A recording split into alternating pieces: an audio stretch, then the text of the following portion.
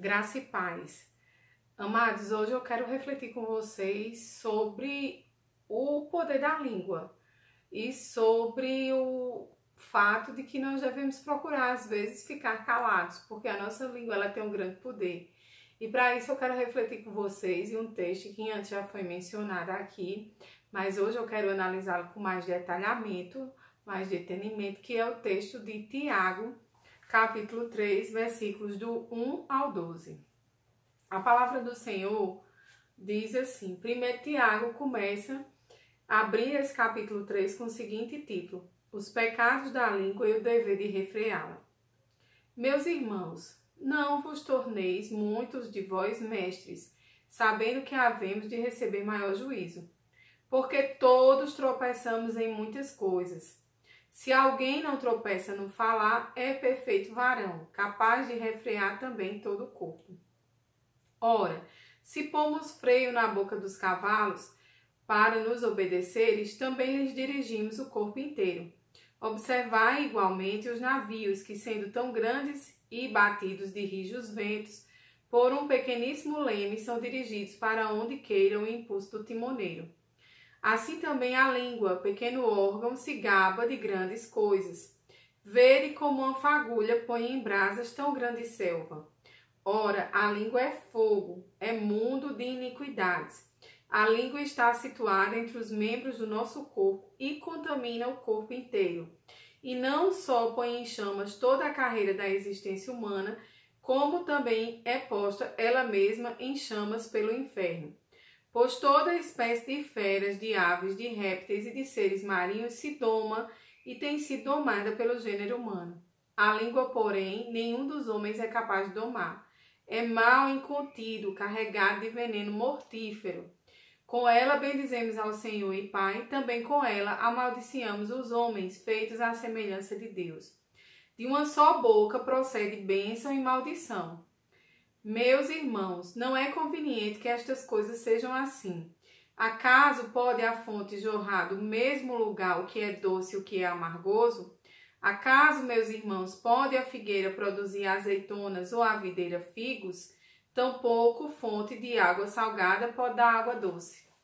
Amados, essa palavra claramente nos fala sobre o poder da língua.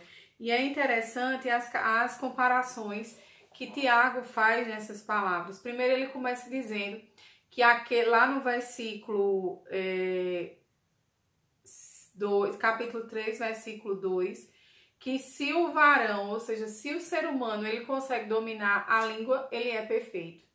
Então, Tiago aqui, ele está dizendo o quê? Que o segredo de ser um varão perfeito, e aí a perfeição está diante do nosso Deus, do nosso Pai Todo-Poderoso, essa perfeição reside justamente no fato de se conseguir dominar a língua.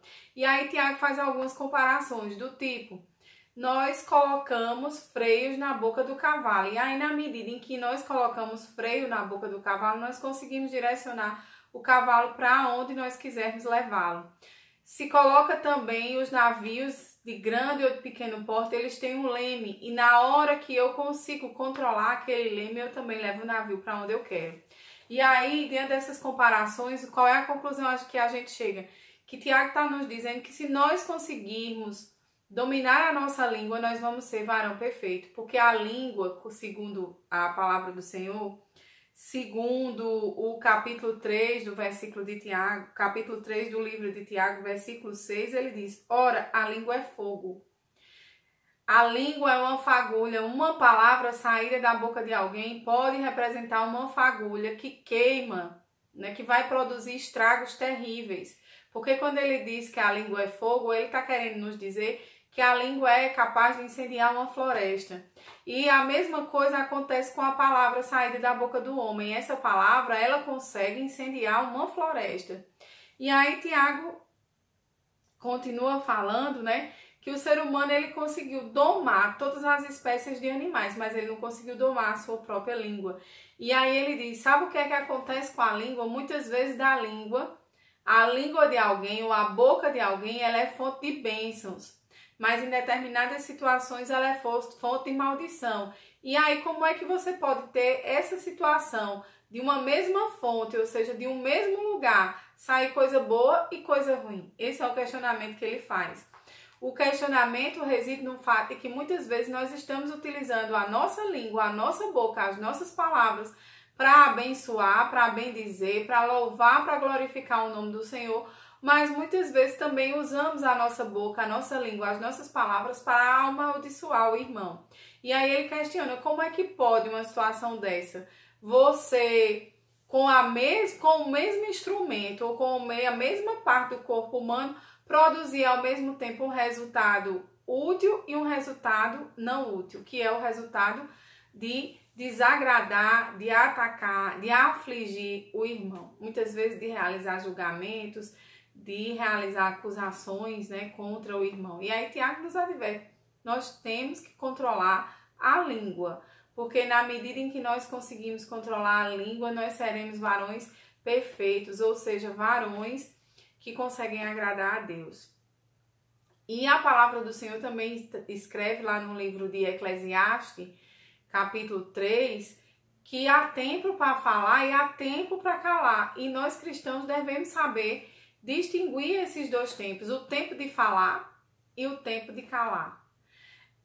A palavra também diz que a palavra do Senhor também diz que a palavra branda desvia o furor.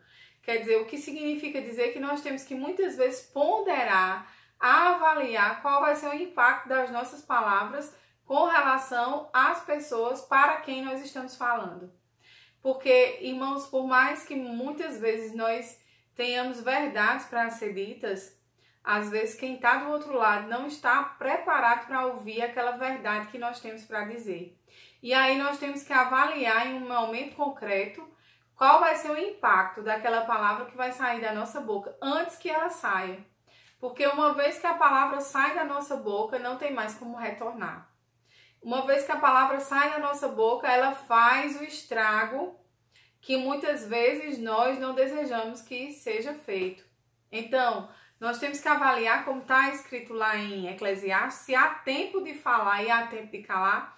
Nós temos que avaliar qual é o tempo de falar e qual é o tempo de calar. E na medida em que nós conseguimos determinar esses dois tempos, nós estamos fazendo o que Tiago disse aqui, que é refrear a nossa língua. E o refrear a língua é algo muito importante, porque essa semana eu fazendo um estudo sobre essa palavra, verifiquei que vários salmos fazem referência ao poder da língua e ao poder da palavra. Nós devemos estar atentos, né, a essas consequências, essas condições, essas consequências justamente do ato de falar ou da utilização da nossa língua, que nós devemos sempre primar para que a nossa língua ela seja utilizada para edificar e para o bem. E se muitas vezes nós não temos uma palavra agradável para dizer, é melhor, amados, algumas vezes ficar calados. Costuma-se dizer por aí na sociedade que nós temos 2 ouvidos e uma boca, ou seja, devemos escutar mais e falar menos. E a palavra do Senhor também lá no livro de Provérbios escreve que o homem prudente é aquele que escuta mais e fala menos. Eu quero refletir com vocês a respeito de alguns salmos. O primeiro salmo de Davi, Salmo 34, versículo 13, onde Davi deixa muito claro que para ter longevidade de dias, ou seja, para viver muito tempo, é necessário refrear a língua do mal e os lábios de falar em maldade, ou seja, para viver muitos dias é necessário refrear a língua de falar maldades, de urdir maldades. Semana passada nós falamos sobre o coração, que urde maldades, que planeja maldades. E hoje estamos falando da língua, que nós devemos utilizar essa língua de maneira edificante e não como um instrumento de produção de maldades. Quantas vezes, irmãos, muitas vezes nós, até por brincadeira, não participamos de alguma fofoca, alguma intriga, alguma maledicência com relação a uma pessoa e que às vezes é até do nosso convívio, outras vezes não é do nosso convívio, mas diante de determinadas situações de maledicência com relação a pessoas que nós conhecemos ou que nós não conhecemos, nós devemos nos calar e nos afastar, inclusive, daquelas pessoas que usam a sua língua para urdir, para proferir maledicências contra os outros. No Salmo 39, versículo 1, Davi, ele nos adverte para que nós tenhamos cuidado de não usar a língua para pecar. E aqui eu acabei de dar exemplo, situações em que nós urdimos e proferimos maledicência com relação a outras pessoas, situações em que nós imputamos determinados atos contra outras pessoas, situações em que nós julgamos as pessoas, né? Porque o julgamento não nos convém, o julgamento pertence a Deus. Então, todas essas situações são situações em que nós pecamos com a nossa língua. E Davi nos atenta para a necessidade de nós termos cuidado para não pecar com a língua. Provérbios 6, capítulo 6, versículo 17, diz que uma das coisas que aborrece a Deus é a língua mentirosa. Então, por essa razão, nós devemos nos afastar da mentira, do engano, porque isso é uma das 6 coisas que aborrecem a Deus. Está escrito lá no livro de Provérbios, capítulo 6, versículo 17. Já lá no livro de Provérbios, capítulo 17, versículo 20, a palavra do Senhor relata que aquele que tem uma língua dobre cai no mal. O que é uma língua dobre? Uma língua dobre é uma língua que fala maldade, uma língua que profere blasfêmias e uma língua que diz coisas ruins. Amado, se você não tem nada de bom para dizer, fique calado. Porque na hora em que você não tem nada de bom para dizer, diz coisas ruins, você está tendo uma língua dobre. E a palavra do Senhor diz que aquele que tem uma língua dobre cai no mal. Está escrito em Provérbios 17, 20.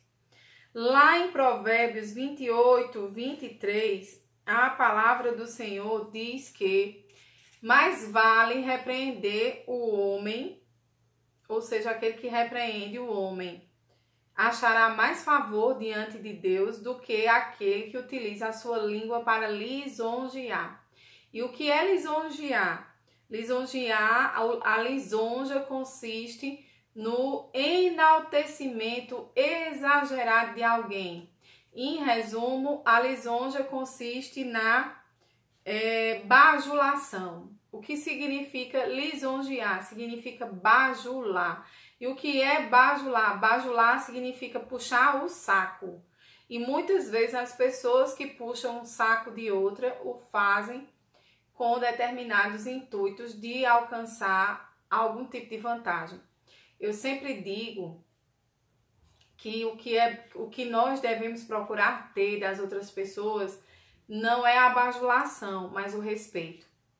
Porque o respeito, ele faz com que nós olhemos a pessoa que nós respeitamos com dignidade, com admiração. E a admiração, ela conduz a um sentimento de respeito, a um sentimento bom dentro do nosso coração. E não a bajulação, ao enaltecimento exagerado e que muitas vezes não é merecido.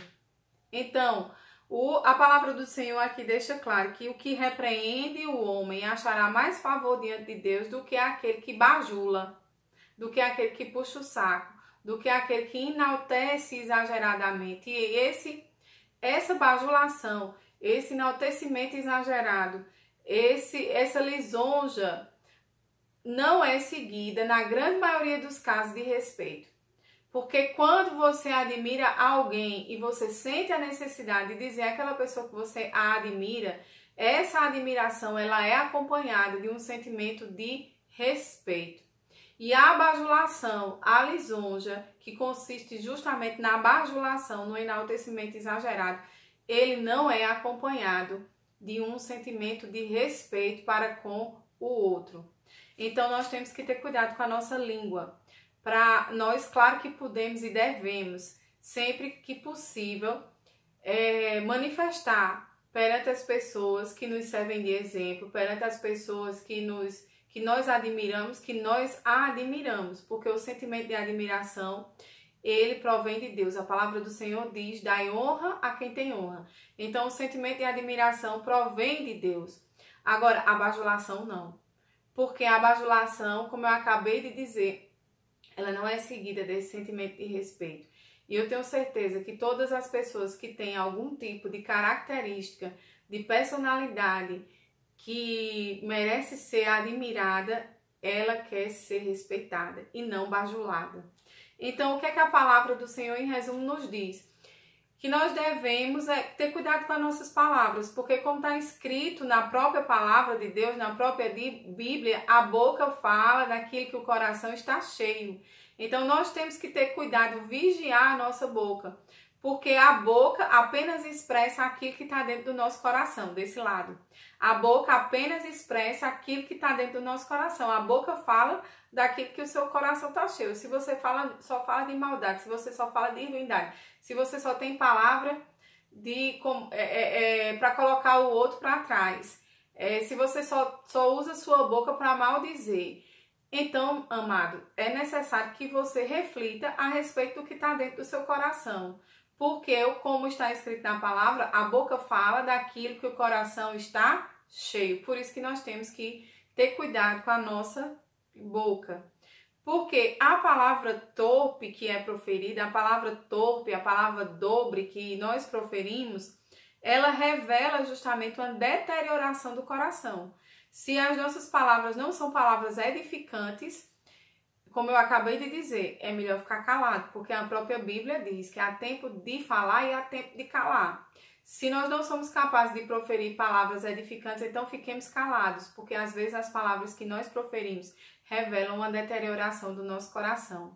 Vamos refletir durante o decorrer da próxima semana sobre o poder das nossas palavras e o quanto nós devemos ter cuidado com essas palavras que saem das nossas bocas, porque a palavra, amados, uma vez proferida, ela não volta atrás. Eu espero que vocês reflitam a respeito disso. Uma semana abençoadíssima, cheia da graça e da paz de Deus, que eles lhes abençoe e lhes concedam inúmeras e inúmeras bênçãos. Amo muito vocês em Cristo Jesus. Um grande abraço e beijo no coração.